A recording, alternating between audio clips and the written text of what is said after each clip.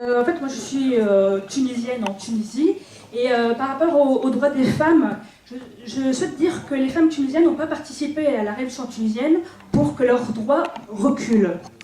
Voilà. Donc ils ont participé pour que les droits s'appliquent à tout le monde, qu'on soit homme ou femme en Tunisie. Je pense qu'il ne faut pas qu'on fasse la même erreur que la Révolution française en France. La Révolution française en France a décapité Olympe de Gouges. Nous ne devons pas faire la même erreur en Tunisie. On dit que les femmes sont complémentaires par rapport aux hommes, ça n'enlève pas le droit et le devoir à la pleine égalité. Ceci n'est pas un slogan occidental, c'est un slogan universel. Et d'ailleurs, aujourd'hui, en Tunisie, il y a des associations qui militent pour les droits des femmes. Je pense à l'association tunisienne des femmes démocrates, qui demande l'égalité pleine entre les femmes et les hommes, y compris en matière d'héritage. Une femme, c'est une mère, c'est une sœur, ce que vous voulez. Ça peut être aussi une mère célibataire.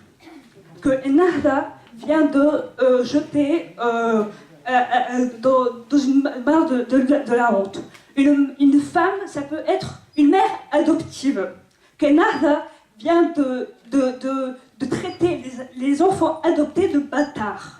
Donc on les voit déjà, on voit leur politique. Là, je suis en train de juger sur ce qu'ils disent aujourd'hui.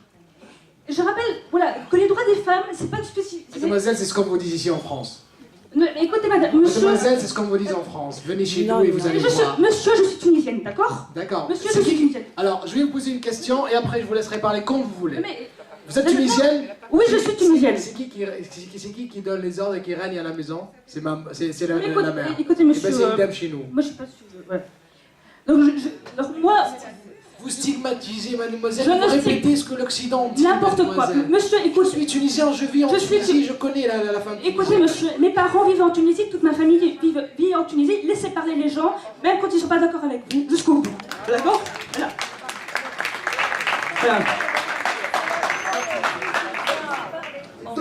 Oui. Donc, je rappelle que les droits des femmes existent dans la pensée arabe. Moi, je le revendique. De la pensée arabe qui a défendu les droits des femmes, de Kassem Amin en Égypte, de Talal Haddad en Tunisie, de Manouia Ouahtani. Je vous rappelle que Talal Haddad, c'est quand même quelqu'un qui vient de la Zitouna, qui a revendiqué les droits des femmes. Les droits des femmes, c'est pas spécialement réservé à l'Occident.